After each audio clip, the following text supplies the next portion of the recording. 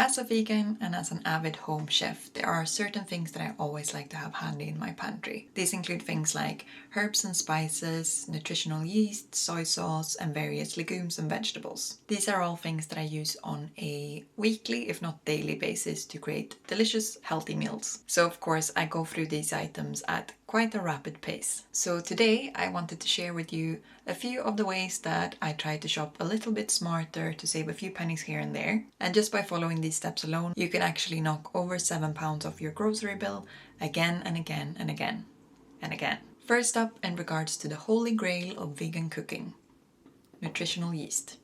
Now, as I'm sure most vegans in the UK would do, I used to buy the standard Marigold brand, but it is fair to say that this product has absolutely skyrocketed in price over the last couple of years. At the moment, you can get a 100-gram tub for £4. I swear it used to be a lot cheaper than that. And I don't know about you, but I don't want my beloved nooch to feel like it's a special treat or like a guilty pleasure because it's so expensive. I want to continue using it by the cupful, sprinkle it over everything and anything that I eat, apart from maybe chocolate cake, but if somebody has a recipe for that, do let me know. Well, as it turns out, Holland & Barrett has recently introduced their very own brand of food items. And this includes a bag of nutritional yeast. For £5.50, you can get a 250-gram bag, which works out at about £2.20 per every 100 grams. I will say it doesn't quite have that nutty flavor profile as the Marigold does, but the nutritional profile is much the same, and you're saving about £1.80 per every 100 grams that you're using. And then secondly, let's talk a bit about herbs and spices.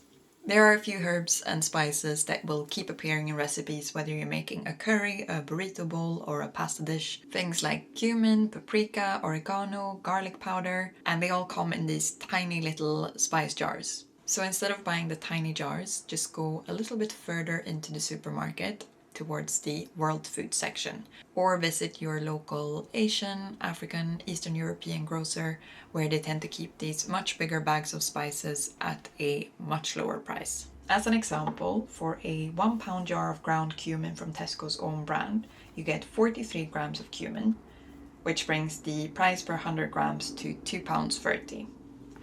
Comparing this to buying a bag from, for example, the brand Raja, you get 100 grams for £1.50. So that is a saving of 80 pence. The same goes for garlic powder. You can get 45 grams for £1, which would then work out at £2.20 per 100, versus, for example, 100 grams for £1.30. That is another 90 pence saved.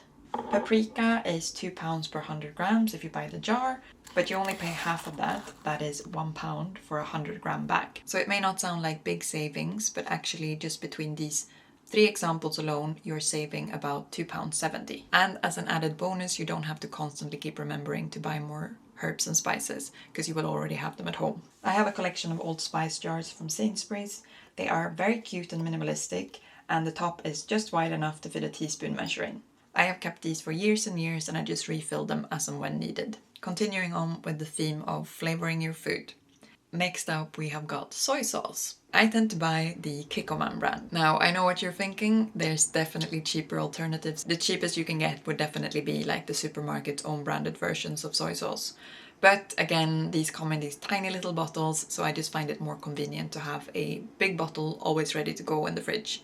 I also find that the flavor profile you get from Kikkoman, it's just worth paying that extra bit of money for. But this serves as a good example of, even when you're buying branded products, there are definitely ways that you can still save some money. I always look for these 1-liter bottles, again, typically at my local Asian supermarket, and it is significantly cheaper. So I picked this bottle up the other day for £5.98. Comparing this to the 150 milliliter bottles you can get in your standard supermarket, they tend to sell around £3. You only pay 59 pence per 100 mils, compared to £2 for the smaller one. So that saves you £1.41 per 100 milliliters used. You can also find these liter bottles at your standard larger supermarket. This same one sells for £7.25 at Tesco's, which is still a saving of £1.28 compared to the smaller one. Next, I want to talk about beans and pulses, or more specifically, dried beans and pulses.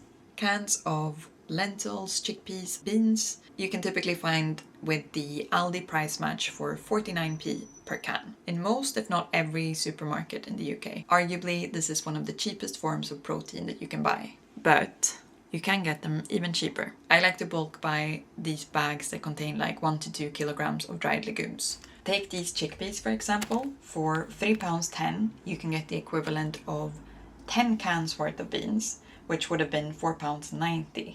By preparing them yourself, you can therefore save £1.80. I recently made a whole video showing you what I do with 1 kilogram of dried chickpeas, and it includes 6 very simple, budget-friendly recipes. If I can figure out how to do it, I'll link it here, or here, here, or down below. Finally, this one is not so much a direct money-saving hack, it's more a way that you can reduce waste, and ultimately, hopefully, saving you a little bit of money. The final hack is about the correct storage of produce. First up, water can really be a saving grace. Take something like this celery. Celery is not something that I use very often, but I bought this one to use in a recipe at least 3 weeks ago. Since then, I've kept it in a glass with just enough water to cover the stem, and this has helped it to stay fresh. Similarly, I bought a couple of sweet gem lettuces. Bought these again over a week ago, and they're still looking nice and healthy instead of shriveled up in the back of the fridge. Water can also help to rejuvenate carrots that maybe have turned a little bit soft. Simply cover them in some water and leave it in the fridge overnight, and then the next day they will have regained some of their crunch. And then on the opposite side of this, we have items that will benefit from a lack of water, like leafy greens or fresh herbs. I just recently tried this for the first time myself, and I was actually really impressed with the results. So when you bring home, for example, a new bag of spinach or coriander, you want to remove it from the plastic packaging and then transfer it into an airtight container that has been lined with a little bit of kitchen roll at the bottom. This will help to absorb any excessive moisture much better, and thus it will keep your produce fresh for many days longer. And that is everything from me this time. If you have got any clever little money-saving hacks that you want to share, please feel free to do so. I'm always interested in hearing more on the topic of frugality, if that's a word. As always, thank you so much for watching.